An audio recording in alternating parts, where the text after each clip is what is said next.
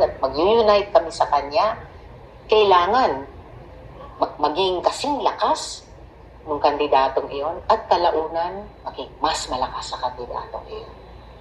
Kung ngayon ang eleksyon, VP Sara for President, and since wala pa kayong candidate, opposition na lang, kung sino man yung bakit mas dapat kayo ang piliin over her? Ano ang meron inilalatag ngayon ng opposition, may papangako ng opposition?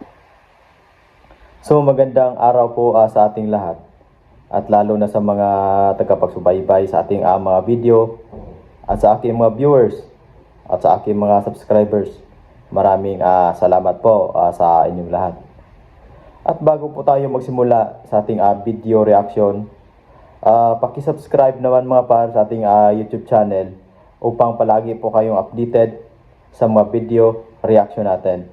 So ngayon mga par, si Reza Hontiveros, kasi may balak po siyang tumakbo ng presidente sa 2028. So ngayon mga par ay kinakabahan si Reza Hontiveros kasi inaamin niya na si VP Sara Duterte ang pinakamalakas na kandidato sa 2028 mga par. Kaya gusto ni Reza Hontiveros na bumuo siya ng team na para talunin daw si VP Sara. Paano niya matalo si VP Sara mga par na marami tagapagsuporta si VP Sara?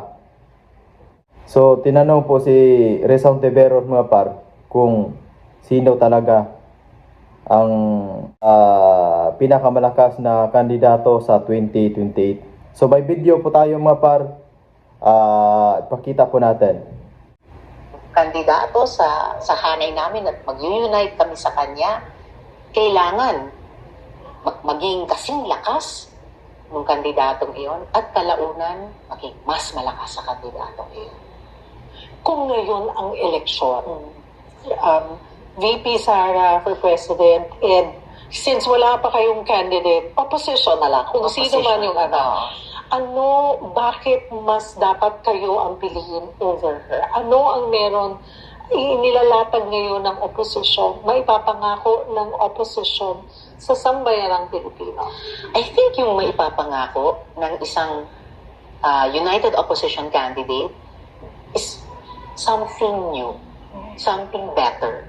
So, hindi pag-uulit sa isang nakaraan na nasubukan na natin, kundi something different and better. Kasi dapat naman siguro sa pagsulong sa kinabukasan, oo, maging bukas tayo, panatilihin ang mga mabubuti mula sa nakaraan. Pero, iwan din natin yung mga lumang bagay na nasubukan na natin na we want something better. At yun yung ika-craft ng opposition. Ano yung something new, something different, something much better than we have experienced in the past. Yung may tunay na compassion, malasakit. Importante yung pagmamalasakit sa bawat kababayan. Isama natin yung strength na binanggit mo kanina. Kasi kailangan malalakas tayong lahat at malalakas yung mga leader natin para bakahin ng napakaraming mabibigat na hamon. Kailangan magpoprotekta kasi deserve naman ng ating mga kababayan to feel secure, to feel safe.